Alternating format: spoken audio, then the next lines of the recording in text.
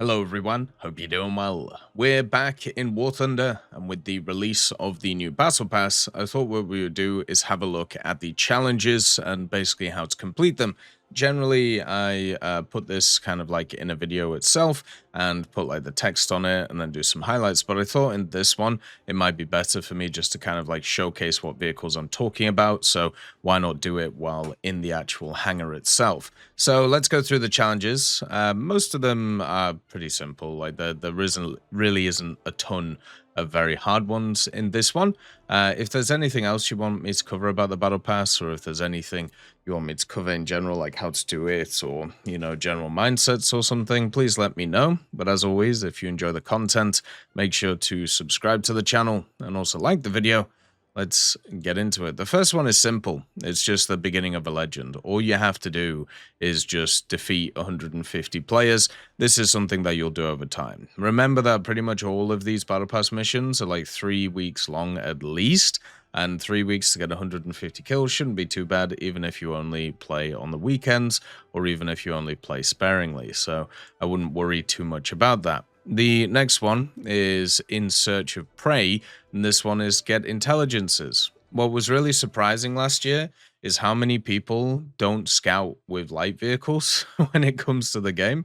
Intelligence Award is basically if you scout a vehicle that hasn't been damaged by an ally already, and then they die, you get an Intelligence Award. Now, this actual challenge is equal to a special task for intelligences, which is very, very small. So once again, this should be really easy to do. I would highly recommend something like the M18 Hellcat if you're playing kind of mid-tiers, but any light tank will do, even other stuff like the ASU-85. Just make sure to get used to scouting targets, and if you're at the higher BRs of the game where people do react a bit more to the map, there are millions of light tanks nowadays: Baglet Panzer, Puma, Warrior, even the Badger, which recently got added to the game, or something like the ICV, which is something I've been playing. So yeah, all you got to do is scout targets and make sure in Ground AB and RB you're able to get the scouts off.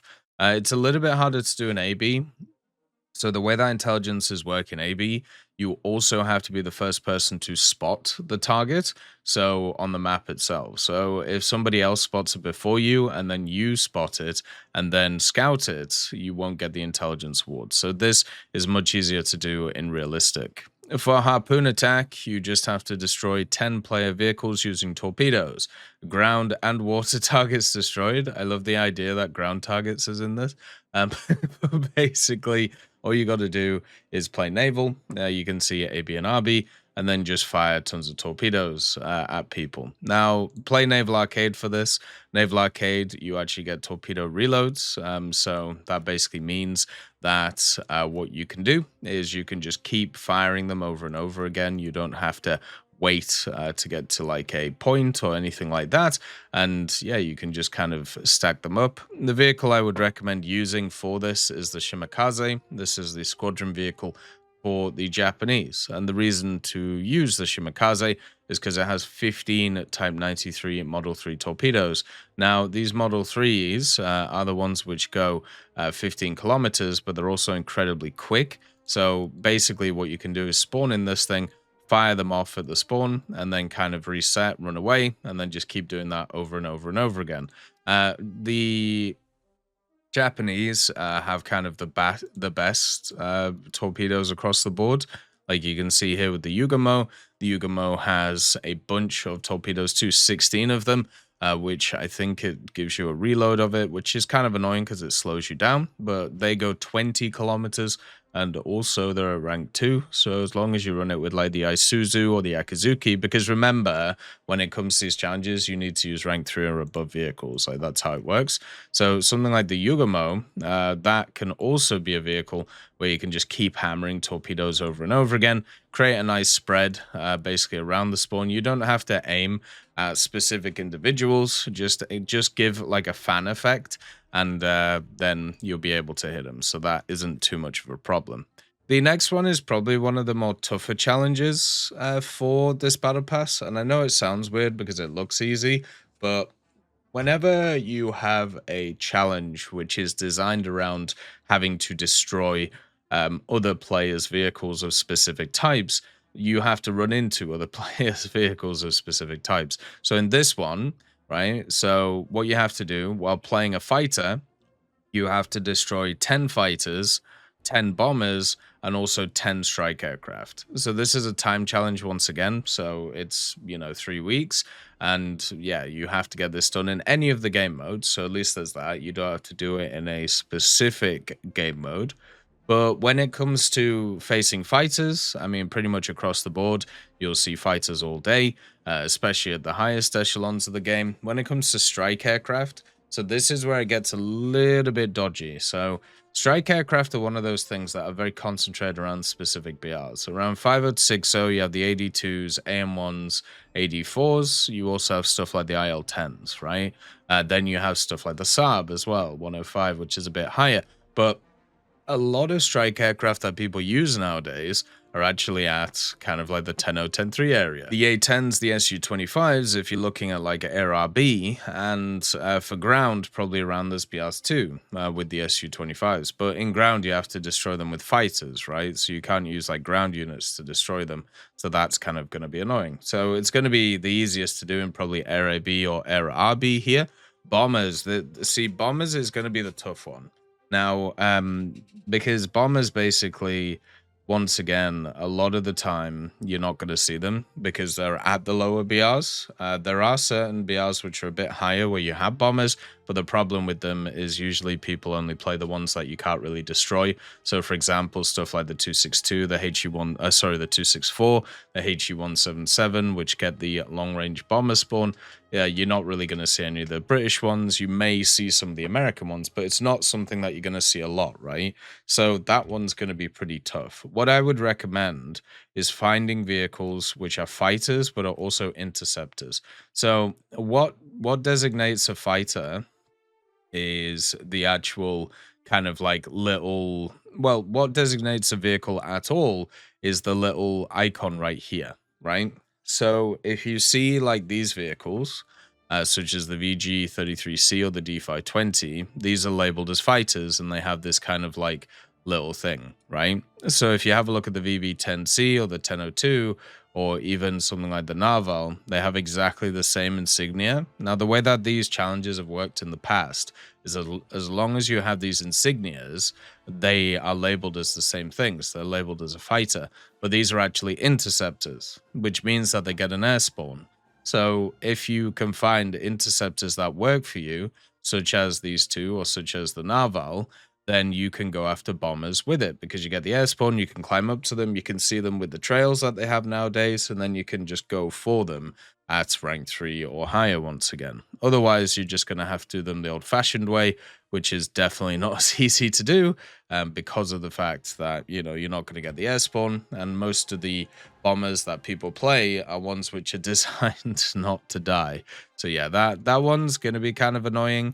But stuff like the VV-1002 should be okay, and then also other vehicles should work pretty well, as long as you can get up to altitude in Air AB or Air RB. Maybe AB might be easier for that, because a lot of people kind of dive bomb with bombers, so then you can just kind of follow them and just annihilate them. But then again, you also have a bunch of people who don't, and they just climb to the heavens, so we'll have to see. The next one is Service of the People, play 30 missions in Chinese vehicles. This is super easy. You just have to turn up and play. You just got to make sure with this one you have rank 3 and above. So a lot of kind of battle pass missions. This is something that I was chatting to a few people yesterday. They were talking about this mission here. Not this mission, sorry. This one. The Warning States one, where you basically have to play a bunch of 5 missions with 8 separate nations.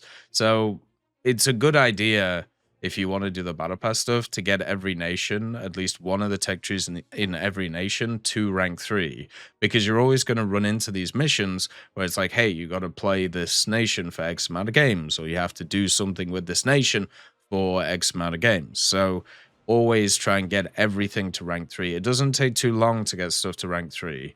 Like, you can pretty much grind rank 3 in, you know, half a day, maybe even a day, just with like standard premium. So I would focus on getting that done, and then you'll be able to, you know, easily get these challenges done. I think technically with this one, you could actually have the WZ141 by this time, but if you're a player who's actively playing that much, then you probably already have at least rank 3 China, so that's kind of one of those. But yeah, try and get all your nations to rank 3, so therefore it's easy for you to do these types of things. Dragon's Teeth is also here. They really like this type of mission. I can't stand this type of mission because it's, once again, it's one of those missions where you have to kind of do what would be classed as kind of like a worst tactic in order to get it done. So what you have to do is destroy 10 players using an aerial bomb with a weight less than 120 kilos. Now, this doesn't mean 120 kilos of explosive mass. This means just a total mass of 120 kilos. Now, 120 kilos is around about 250 pounds as well. Well, it's just over. It's like, I think it's like 264 or something like that. So there are a bunch of vehicles in most of the tech trees that have these kind of smaller bombs, and they've actually added a lot of like smaller bombs to vehicles because of this. Now, what I've done more recently in order to complete this challenge is I've played good old Japan, because they added these 60 kilo bombs to everything. So you can see here, like this A6, it has these like 60 kilo bombs. And then if, I don't know, you go like higher, I don't know whether the Key 84s do as well. Yeah, they have like the 50 kilo bombs, or they have the 100 kilo bombs. So it just means that you can really easily just have this sorted and then just use a fighter which is highly maneuverable and then go down and then smash people with it. You can also use stuff like IL-10s, because once again, they have the 100 kilos too. So yeah, like these work in terms of doing them, and then the 200 pound or 250 pound ones work well. So the advice I can give you for this type of challenge, it doesn't matter how big your bomb is, as long as it has explosive mass, and as long as you get it close enough to the target, it overpressures. So during this type of Battle Pass mission, what you have to focus on is going after open top targets in ground forces, so in ground RB mainly, and basically just getting the bombs as close as possible and overpressuring them. This does mean a lot of the time going after AAs, which means that you have to make sure that they're focused on something else, which, you know, you can do. And then also at the same time, you just have to kind of like hammer them down and go from there. Like it's not too hard to do in the mid tiers, because a lot of people spawn in planes and a lot of people spawn in AAs, and there's a lot of open top AAs nowadays, and also open top tank destroyers.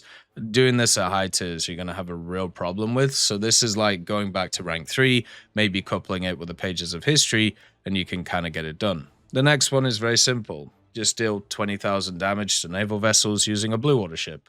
So just get a blue water tree to rank 3 and then just shoot things. Like that's literally the mission. So there's not a lot to talk about that one. Next one is kind of the same. Receive 20,000 points of mission score in battles where vehicles from the current Battle Pass season were used. So this includes the WZ, the SP25J, and all of this stuff in the box as well. So at least this one's been made a bit easier. One of the tips I can give for this type of mission, you don't actually have to spawn in the vehicle. You just have to click to spawn it. So what I mean by this is if you're in the battle screen before a battle or even during a battle and you click to spawn a vehicle, you can actually click it and then you can switch by clicking another vehicle, and that will count as it being actually used in the battle. So if you, for example, don't want to go to low tiers France and you're playing like 11-0 ground or something, you could actually stick something like the SP25J in your lineup, click to spawn it, but not actually spawn it, and then just spawn something else. And the mission score will count towards this mission. So it means you don't actually have to use the vehicles in battle if you don't want to. I mean, you should anyway, because a lot of these vehicles are pretty cool. But yeah, that just makes it easier, right? Then we have Dragon's Breath, destroy 15-player air vehicles using aircraft offensive armament with a caliber of at least 35mm. So yeah, basically donking on people with big guns. And I think generally this is probably easier to do in ground RB. I know that sounds weird, but as I said, at the mid tiers where you're going to be using this type of weaponry a bit more, basically there's a lot of people who run around and don't really pay attention to what they're doing. So you can just kind of donk them with the big guns. Guns I would recommend for this, I mean, 35, so it's no less than 35, so you can use 35s. Yak 90 is a great one for something like this. Last time when they did this challenge, I just used the 90, 4.0. It's a rank 3, so it counts. You can run the air target belts. If you hit with the air target belt, you can just bonk people. Also, the primary and secondary are split, so you can just fire the 37 by itself. You don't have to fire the 12.7. You could do the same with the Act 9K, but it's a little bit higher BR now because they added that goddamn APHE for some reason. So you could do stuff like that. There's also like other options too, but like generally I would feel like most guns are like 20 or 30 millimeter guns instead of like the 40 millimeters. Like you have some funny stuff, like you have the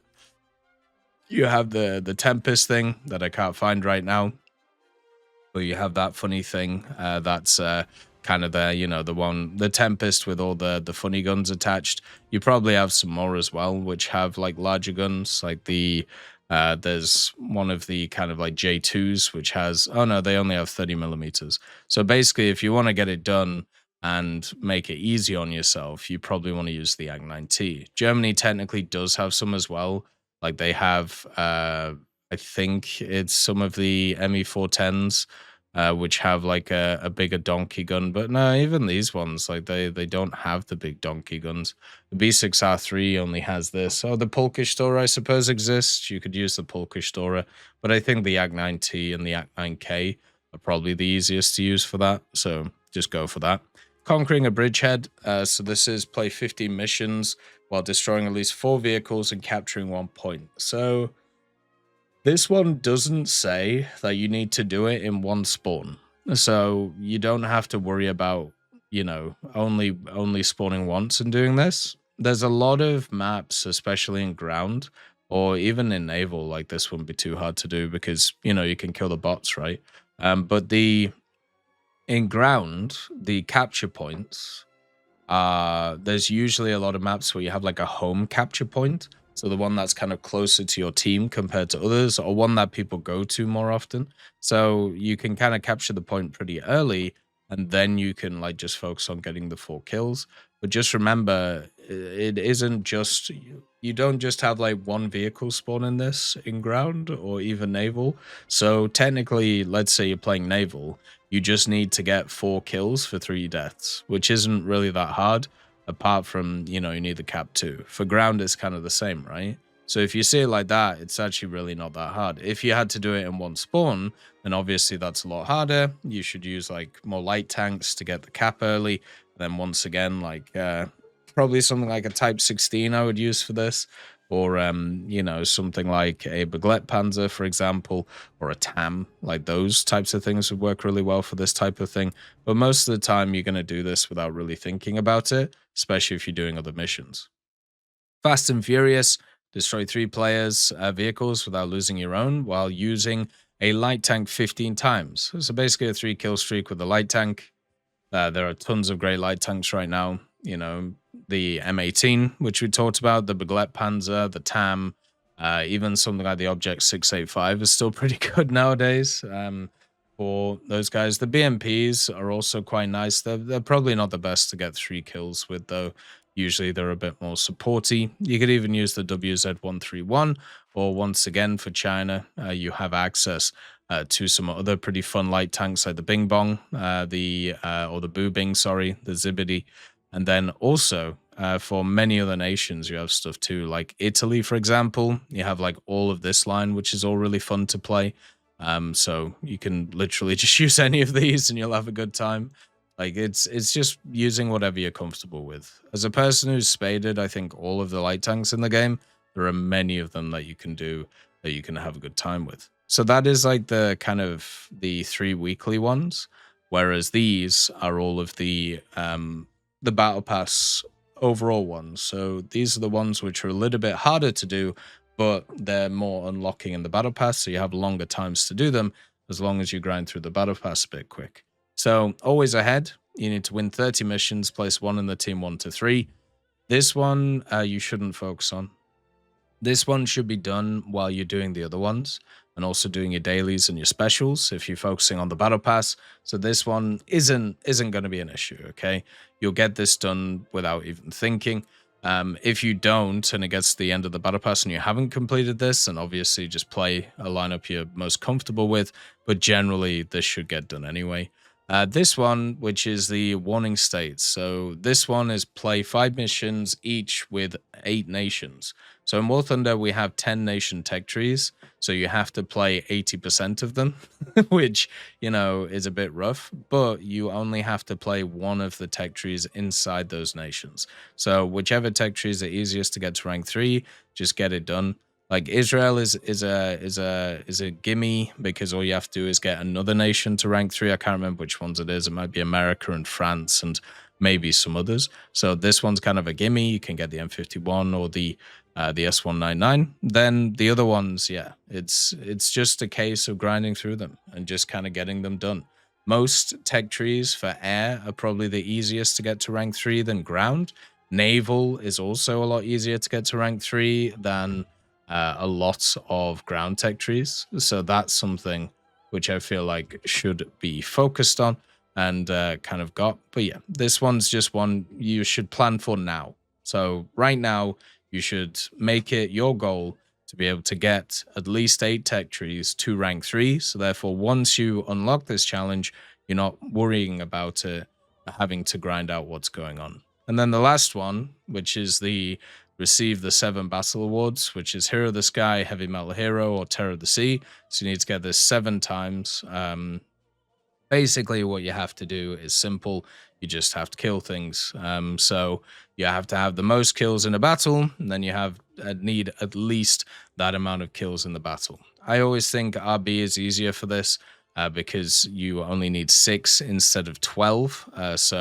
And also have the most ground destroyed or air destroyed or naval destroyed, but you can get there. Like this is once again another thing that will happen over time while doing your dailies, while doing your specials, and you won't even realize it's actually kind of happened before it's happened.